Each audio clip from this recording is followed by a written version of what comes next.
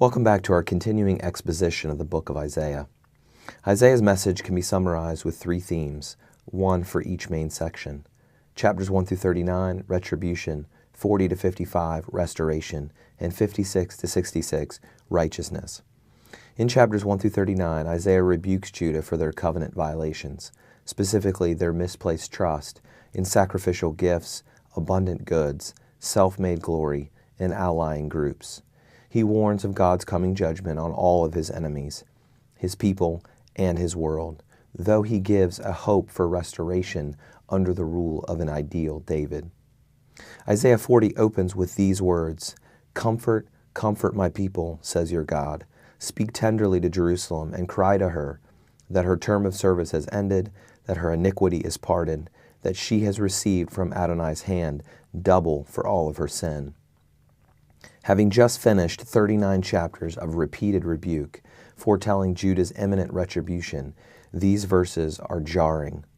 The theological themes in these two sections are very different. Chapters 1 through 39, judgment, 40 to 66, restoration.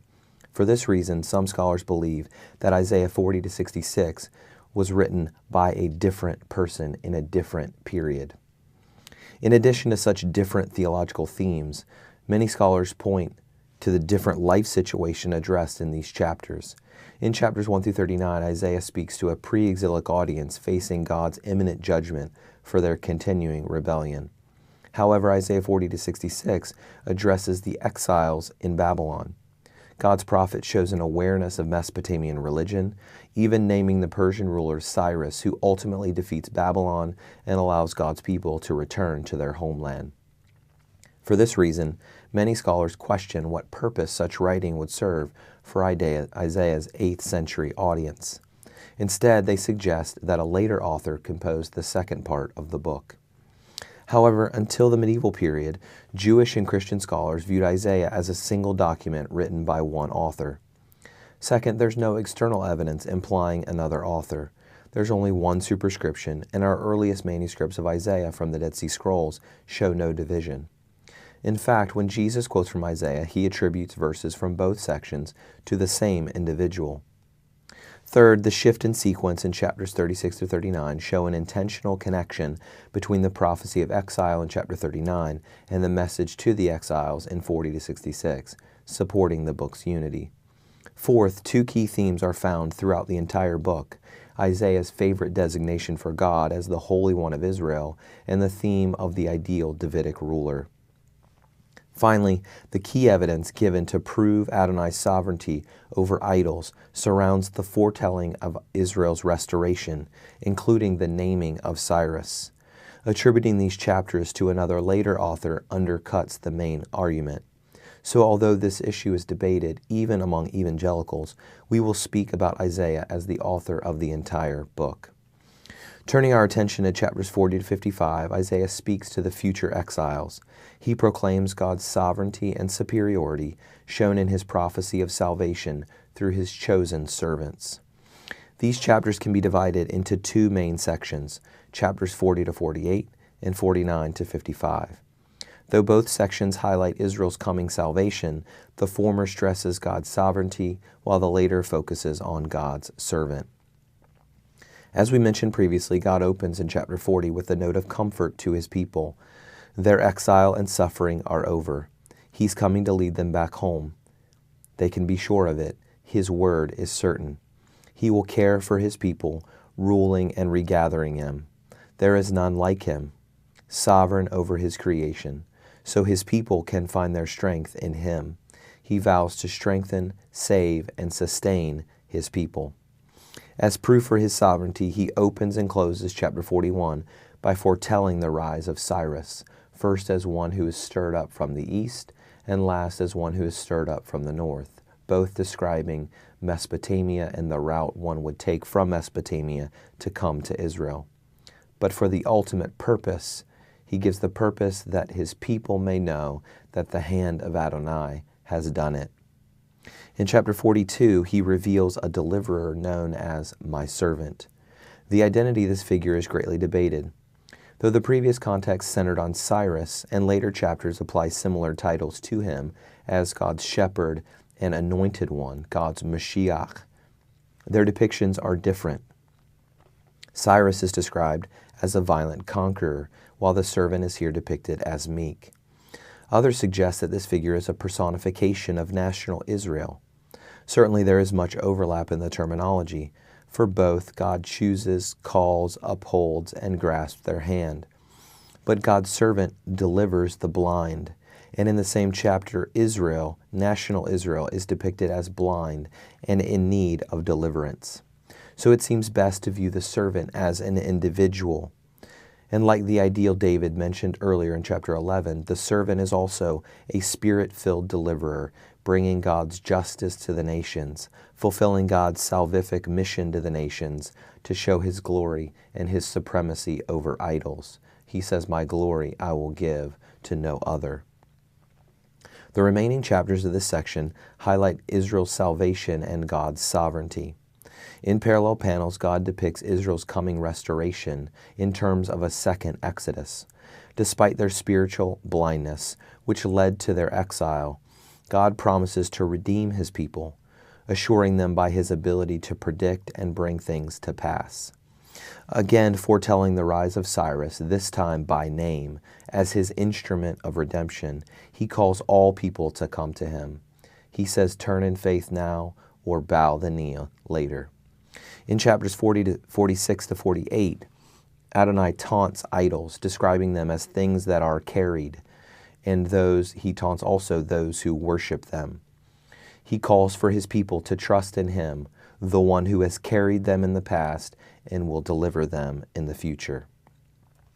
The latter part of this section, chapters 49 to 55, is composed of 3 cycles focused on the ministry of God's servant and the mission of His coming salvation. In the first cycle, God calls His servant to turn Israel back to God and be a light to the nations. The servant is confident in God, yet in conflict with man. He will be a mediator and means of God's blessing. Israel, once forgotten, in the future will be fruitful. God is their deliverer, and He is mighty to save them. In the second cycle, in chapter 50, God's servant is spoken as His spokesman, who suffers yet is sustained by God. Israel is called to obey and be vindicated by Him. God is called to deliver His people, and Zion, once drunken and destroyed, will soon be restored and redeemed. In the third cycle, God's servant is exalted through suffering, and Israel, though barren and rejected like a wife, will be bountiful and restored. Though poor and afflicted like a city, will be adorned and at peace. And as a result of His servant's work, God invites His people. He says, "Come, everyone who thirsts, come to the waters. He who has no money, come buy and eat." Those without means He invites to find spiritual life in Him. Those who seek Him and receive His pardon will find joy and freedom. Similar to the interpretation of Isaiah 7:14, there are some additional insights I would like to explore in Isaiah 53. New Testament authors either quote or allude to the wording or concepts of Isaiah 53 at least 50 times, at least 29 times in the Gospels. At least 7 times, a New Testament author directly cites a quotation from Isaiah 53. Since these citations are often applied to Jesus, our tendency is to read the fullness of Jesus' life and ministry back into this passage. The New Testament authors clearly identify Jesus as Isaiah's suffering servant, but the question is one of clarity. How clear was the shadow of Jesus looking forward, not necessarily looking backward, as is our current privilege? In the opening verse, God reveals the coming exaltation of His servant. In fact, the description "high and lifted up" is used elsewhere in Isaiah only of God. Though I don't think the ancient reader would have identified the servant as divine, applying such lofty language to a human could have given them reason for pause. Second, we learn that God chooses to bring prosperity through the servant's humiliation. In Old Testament theology, suffering is often connected to sin, so for God's servant to suffer and be exalted seemed like a logical contradiction. From this passage, most read the verses like, "He has borne our griefs and carried our sorrows," or "He was wounded for our transgressions, crushed for our iniquities," and conclude that God reveals here the servant's vicarious atonement for the nation, suffering in their place. But the language here is ambiguous. The Hebrew is better translated, "He was wounded because of our transgression, crushed because of our iniquities." The preposition here denotes causation, not substitution. Thus, these verses may describe the servant suffering alongside of the people. A similar example is evident in Lamentations 5, verse 7. "Our fathers sinned, and we are no more. We bear their iniquities." Using the same verb, the exiles here speak about suffering because of the sin of their fathers. So it seems unlikely that the ancient reader would have understood the idea of substitution from this passage. Second, the depiction of the servant's plight may describe premature death or extreme suffering. In verse 7, Isaiah reveals that the servant was cut off from the land of the living. His grave was made with the wicked. But the same language is used elsewhere in Scripture to describe intense suffering. For example, the psalmist likens his plight, his intense suffering, to being cut off with a grave prepared for him. So do these verses describe substitutionary death or severe suffering? Finally, the servant is depicted as being crushed, yet prolonging his days. But the Hebrew here is unclear. Does the servant make a guilt offering in interceding for the people, or does God make the servant himself the atoning offering? With the prohibition of human sacrifice in the law, the likelihood that the reader would see the servant's life as an atoning sacrifice seems slim. But the text here is loaded with ambiguity. And why? Why do I stop and highlight the ambiguity, the shadow of Jesus in Isaiah's portrait of the servant? I do this to help us better identify with the Jews, both in the first century and today. Looking forward, the Jews did not clearly see the portrait of Jesus as God's suffering servant. Yet looking back, in the aftermath of Jesus' crucifixion and resurrection, the servant's identity is clear. In summary, Isaiah can be summarized with three main themes and three main sections.